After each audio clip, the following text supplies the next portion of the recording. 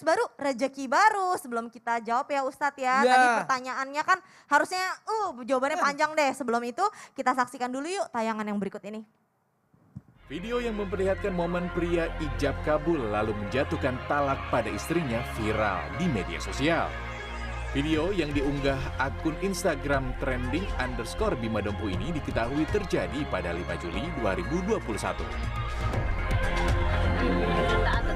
Awalnya mempelai pria berjalan dengan menggandeng tangan mempelai wanita. Namun, sesaat setelah proses ijab kabul selesai, mempelai pria langsung mengambil mikrofon dan menjatuhkan talak kepada mempelai wanita. Nauzubillahi min dzalik. Ya Allah ya Tuhanku, ini kenapa sih Ustadz, aku nggak tahu ya. Nggak tahu positif thinkingnya gimana, tapi berburuk sangkanya kenapa, yang ngapain sampai digelar acara, sampai begini-begini. Apakah hal seperti ini masih disebut sebagai rezeki Ustadz? Mohon tausiahnya. Baik, makasih banyak. Kaget saya lihatnya. Aduh ya Allah. Izin guru-guru kita, Masya Allah, tabarakallah. Bismillahirrahmanirrahim. Allahumma salli ala sayyidina Muhammad wa ala sayyidina Muhammad. Ingat ya, pernikahan itu adalah ikatan suci. Jangan dinodai, jangan dikotori. Nikah itu ibadah dan semua yang ada di dalamnya akan jadi ibadah. Dan perceraian itu adalah memang dibolehkan untuk jadi solusi. Jangan sampai timbul kezaliman. Sehingga cerai itu diperbolehkan tapi bergoncang aras. Pernah dijelaskan tentang perihal ini. Bergoncang aras itu ke kursi kan. Artinya Allah itu mau marah sebenarnya. Tapi tahan. Sehingga biasa nih Bani bisa pegang kursinya. Dua-dua marah sambil goyang. Itu. Coba diulang. Begitu. Itu mah ngerjain Ustadz Bani, Ustadz Maulana. Itu perumpamaan. Perumpamaan. Betul. Allah itu membolehkan perceraian, tapi sebenarnya Allah nggak suka. Allah nggak suka. Ingat, silaturahmi terkuat adalah pernikahan. Ingat, silaturahmi terkuat itu adalah pernikahan. Karena menggabungkan dua keluarga. Dan permudah pernikahan, persulit perceraian. Jangan langsung. Ya Allah, kelewatan juga nih orang ya. Tapi kita tidak tahu permasalahannya. Mungkin ada sesuatu yang dibicarakan dan sebagainya. Wallahu a'lam bishawab.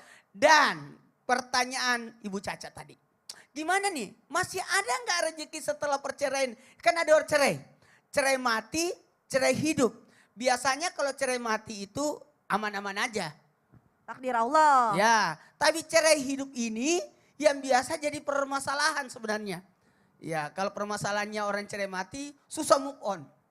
Betul. Kalau yang cerai hidup gampang move on karena ada dendam. Kau ceraikan aku, tunggu 4 bulan aku nikah lagi. Ada pilihan ya Ustadz ya. Gitu. Yang pertama, rezeki macam apa ini? Kalau tadi kan saya di segmen awal, rezeki setelah menikah ini, setelah menikah ini, tanggung jawab, karunia dan sebagainya. Tapi bagaimana kalau cerai? Masih ada ke rezekinya? Ya iyalah, karena masih hidup. Selama orang hidup, selama itu ada rezekinya. Rezeki apa itu yang didapat? Adalah perbaikan diri. Setelah cerai. Ada lagunya sebenarnya itu. Apa Ustadz? Aduh, lupa lagunya lagi. Tasang, aku kan bukan penyanyi. Oh iya. Perbaikan diri. Aduh ya Allah. Apanya boleh perbaiki? Ternyata berdasarkan ini aku mungkin salah introspeksi diri. Kenapa? Apalagi yang namanya laki-laki ya. Kalau perceraian ditujukan kepada wanita, itu pasti orang berkata bisa jadi salahnya laki-laki. Tapi kalau laki-laki ini luar biasa loh. Mohon maaf, harus memperbaiki diri lagi. Kemudian menghindari diri dari dosa dan kezaliman. Aku cerai daripada aku berbuat zalim sama dia. Daripada terjadi pertengkaran terus, dosa saja kita bikin ini. Mungkin ini cerai aja. Itu. Apalagi pembelajaran kehidupan. Karena mohon izin, ketika terjadi perceraian otomatis sudah mengenal karakter manusia. Oh ternyata begini, permasalahan rumah tangga begini. Itu luar biasa. Jadi di situ letak rezekinya. Sebenarnya ada rezekinya. Karena rezeki itu tidak menuntut materi aja, tapi kebahagiaan, Perbaikan kesenangan, diri, perbaikan diri, ilmu, iya. itu juga menjadi rezeki. Itu Tapi bukan rezeki. berarti perceraian itu menjadi salah satu solusi yang diutamakan, Itu enggak ya. paling terakhir. Itu paling terakhir sekali gitu. Karena percayalah yang namanya dua insan dibilang suruh cocok terus nggak mungkin cocok Nggak terus. mungkin. Pasti ada nggak cocoknya, mungkin, tapi nggak mungkin. lihat cocoknya di bagian mana gitu. Kalau suruh cocok 100% mah nggak akan ada mungkin gitu. Baik, jazakallah khair Ustadz Maulana. Nah Ustadz Bani, tentang seorang istri nih yang berubah status menjadi seorang ibu kalau ini ya, alhamdulillahirobbilalamin. Masya Allah. Melahirkan seorang anak itu kan katanya seperti jihad, ya kan? Berarti ketika seorang istri itu berubah status menjadi seorang ibu, bisa langsung dikatakan bahwa itu adalah rezeki dong Ustadz? Masya Allah, luar biasa ya. Mohon tausiahnya. Mohon izinnya Ustadz Maulana, Ustadz Syam, Mbak Caca dan guru-guru kami dimanapun berada. Aduh, kita doakan semoga semua kaum ibu diberikan rahmat oleh Allah Subhanahu wa taala. Amin. Wabil khusus ibu-ibu yang telah melahirkan kita. Amin. Wanita amin. yang telah kita tumpangi 9 bulan rahimnya. Tak enak tidurnya, tak nyenyak makannya. Kebalik Ustaz ya. Kembali saya tanya nyenyak tidurnya. Kebalik ya. Iya. Tak enak makannya, tak nyenyak tidurnya. Kita tumpangi rahimnya, Masya Allah. Begitu lahir kita robek rahimnya. Menangis, bersimbah darah, peluh dan keringat. Itu semua ada pahala di sisi Allah Subhanahu wa taala. Begitu kita lahir berkali-kali kita sakiti hatinya. Berkali-kali kita buat mereka tersinggung perasaannya. Tapi tak pernah mereka dendam kepada kita. Maka ya Allah, sebagaimana ibu kami menyayangi kami di waktu kami kecil sampai sekarang, sayangi juga mereka ya Allah. Jangan pernah kau dendam kepada mereka, jangan pernah kau benci kepada mereka. Insya Allah. Luar biasa nih perempuan nih, wanita ini. Allah muliakan wanita nih dengan Islam ini. Ada orang-orang itu masuk surga dengan gara-gara perempuan. Ketika wanita jadi anak, orang tuanya bisa masuk surga. Kata Rasulullah, mani betulia bisyai'in minal banat fasabara. Barang siapa yang diuji dengan anak perempuan, dia bersabar mendidiknya, kunna lahu hijaban minan nar. Maka anak-anak perempuan ini menghalangi orang tuanya dari api neraka. Perempuan jadi anak bikin orang tuanya terhalang dari neraka. Insya Allah. Begitu dia jadi pasangan menikah, kata Allah Subhanahu wa taala melalui lisan nabinya, faqad istakmala nisfaddin. Seorang manusia ketika dia menikah, separuh agamanya sempurna, menyempurnakan separuh. Masya Allah. Jadi kalau sudah menikah, sebelah kanan sudah di surga tuh, tinggal yang kaki kiri tuh. Amin, Waduh. Amin. Sudah menikah Ustaz? Maksudnya apa tuh Ustadz Bani? Ustadz Bani. Sudah menikah, pernah menikah Ustaz? Sudah Pernah menikah. menikah, jadi Udah aman. Aman insya Allah. Investasinya Masya 4 ya, anak ada 4 ya Ustadz ya. Bahkan ketika wanita itu sudah menjadi ibu, ketika Jahimah datang ke Rasul, ya Rasul saya ingin ikut berjihad. Hal laka min kau mempunyai ibu? Ada ya Rasul. Falzamha fa innal jannata tahta rijlaiha. Kamu bakti sama orang tuamu, layani, hormati ibumu, maka surga berada di bawah telapak kakinya. Masya Allah, wanita ini mulia sekali, luar biasa. Apalagi ketika dia melahirkan, setiap tetes, peluh, keringat, rasa sakit, menggugurkan semua dosa-dosa dan kesalahannya. Melahirkan tuh. Apalagi nauzubillah, sampai meninggal dalam proses persalinan itu, kata Rasulullah SAW, wal mar'atu tamutu bijum'in syahid. Wanita yang mohon maaf nauzubillah min dzalik, karena proses persalinan sampai kemudian dia meninggal, maka dia terhitung sebagai syahid. Tapi guru kita selalu mengingatkan, Ustaz Maulana, syahid akhirat tetap dimandikan, dikafani dan disolati.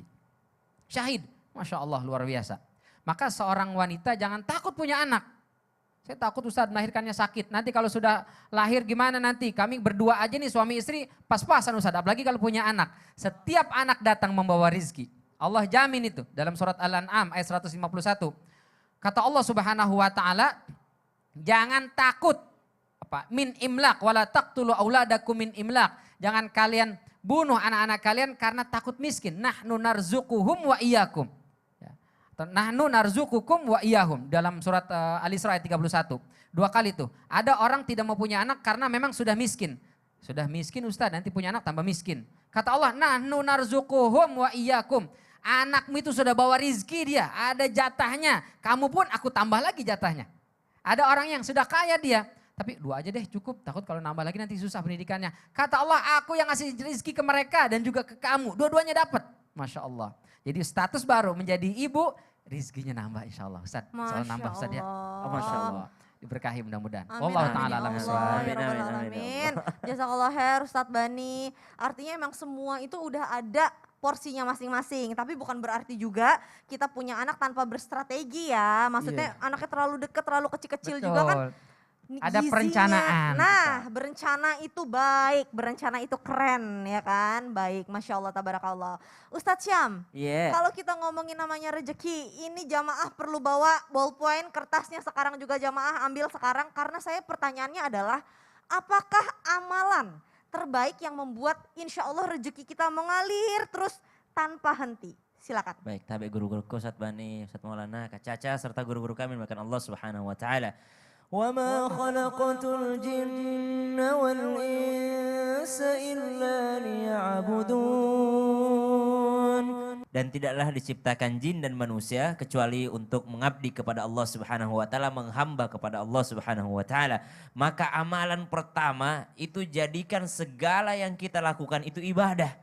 Maka jadikan segala yang kita lakukan adalah ibadah. Bagaimana caranya Ustaz? Setiap mau melakukan pekerjaan ucapkan basmalah. Setiap selesai ucapkan alhamdulillah. Setiap berjanji ucapkan insya Allah. Setiap melihat sesuatu yang tidak disenangi ucapkan la haula wala quwata illa billah. Jangan pernah hilangkan daripada lisan kita la ilaha illallah. Setiap melakukan sesuatu yang sia-sia ucapkan astaghfirullah. Maka kata ulama, siapa yang menjaga kalimat ini kesehariannya, maka jangankan dosa-dosanya diampuni oleh Allah Subhanahu wa taala. Sebanyak buih di lautan itu diampuni dosa-dosanya oleh Allah Subhanahu wa taala. Yang kedua, keutamaannya mulia di mata Allah dan mulia di mata malaikat.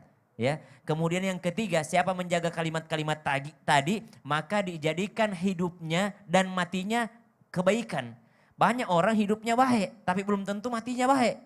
Ya, banyak juga orang matinya baik tapi belum tentu hidupnya baik. Jadi subhanallah, sebenarnya yang paling kita kejar itu mati baik sebenarnya. Tapi kita pengen hidup baik, mati baik juga. Maka jaga kalimat tadi. Setiap mau memulai sesuatu baca basmalah. Setiap selesai baca alhamdulillah. Ya, jadi setiap sesuatu Ustaz, tidak juga. Ulama mensyarahkan segala sesuatu yang boleh itu pakai basmalah. Jangan mau berjudi pakai basmalah. Bismillah hari ini menang. Jangan mau pasang togel bismillah menang nih. Naik nih nomornya nih, enggak. Atau mau minum minuman keras, bismillahirrahmanirrahim, semoga enggak mabuk-mabuk amat. Jangan. Atau mau mencuri, mau korupsi, bismillahirrahmanirrahim, semoga enggak ketahuan. Enggak boleh. Jangan bismillah kepada sesuatu yang haram, malah double dosanya. Ya, alhamdulillah pun demikian. Jangan alhamdulillah pada sesuatu yang haram. Habis mencuri, alhamdulillah enggak ketahuan. Jangan. Alhamdulillah ternyata ya aman-aman aja, minum minuman keras jangan. Maka yang haram, ya maka yang halal aja yang boleh pakai bismillah dan alhamdulillah. Yang ketiga, apa tadi bacaannya? Kalau melihat sesuatu yang kurang mengenakkan, mengucapkan la haula wala quwata illa billah. Kemudian kalau melakukan sesuatu yang kurang faedah, anfaedah misalnya, ngapain sih saya ini scrolling sesuatu padahal nggak ada manfaatnya, ya bukan ilmu juga, bukan kajian juga, kemudian berbicara sesuatu yang tidak manfaat, maka dia segera mengucapkan astaghfirullah. Ketika dia berjanji senantiasa mengucapkan insya Allah dan kesehariannya selalu diisi dengan la ilaha illallah, maka hidup dan matinya penuh dengan kebaikan. Tentu saja kalau kita melakukan kalau disebutkan kebaikan berarti yakni adalah dalamnya juga ada rezeki. Itu yang pertama, zikir, senantiasa zikir, bernilai ibadah. Yang kedua, membaca surah-surah kemudahan, surah-surah motivasi. Ada surah Yasin, ya, surah-surah motivasi, surah-surah yang fadilahnya luar biasa. Ada surah Al-Fatihah, fadilahnya luar biasa. Ada suratul Waqi'ah, tidak akan tertimpa kemiskinan sampai dia meninggal dunia. Ya, dalam riwayat disebutkan. Maka baca suratul Waqi'ah setiap malam, dibaca suratul Waqi'ah, baik suaminya ataupun istrinya. Baca surah Ar-Rahman, Allah yang Maha Pengasih, lalu dihayati maknanya. Maka subhanallah, itu adalah surah-surah yang kita jadikan pegangan kita. Yang ketiga, baginda Nabi SAW mengingatkan untuk selalu senantiasa bersedekah. Bahkan sendi-sendi tubuh kita ini dikeluarkan sedekahnya. Caranya dengan apa? Ya Rasulullah, semuanya sendi dikeluarkan sedekahnya. Bagaimana simpelnya? Simpelnya adalah melaksanakan sholat duha. Kalau orang sholat duha, insya Allah rezekinya dilancarkan oleh Allah Subhanahu wa taala. Meskipun rezekinya bukan berarti harus berbentuk materi, tapi insya Allah kalau kita lagi butuh materi, materi yang dikasih sama Allah.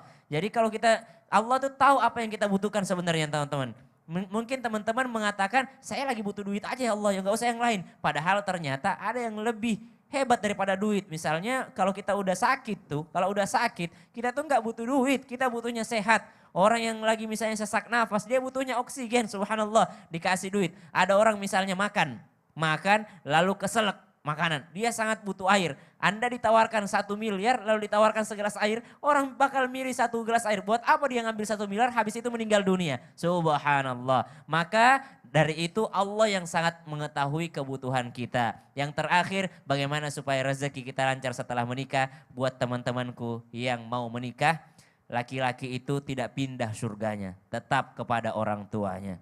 Jangan sampai setelah menikah berkurang bakti kita kepada orang tua. Bagaimana kita memuliakan orang tua, segitu pula ridho Allah yang akan kita dapatkan. Wallahu ta'ala alam. Masya Allah, tabarakallah. Artinya cintailah orang tua kita, cintailah mertua kita sama seperti kita mencintai orang tua kita ya. Jangan Subhanallah. dibeda-bedain. Dan yang Masya paling bagus ketika suami kan sudah menikah. Allah. Ketika suami punya istri, harusnya istri membantu suami untuk berbakti kepada orang tuanya. Masya Allah, tabarakallah. Jangan malah dijauhin. Jangan menjauhi, apalagi menghalangi suami untuk Jangan berbakti ke malah orang ngerasa tuanya. saingan sama mertua. Nggak boleh. Jangan, harus jadiin temen insya Allah ya. Baik, Jamaah Islam itu indah. Setelah ini insya Allah guru-guru kita akan menjawab pertanyaan yang datang dari jamaah langsung nih. Dan juga akan ada doa bersama. Jadi jangan kemana-mana, tetap di Islam itu indah. Jamaah. Iya. Oh jamaah. Iya. Alhamdulillah.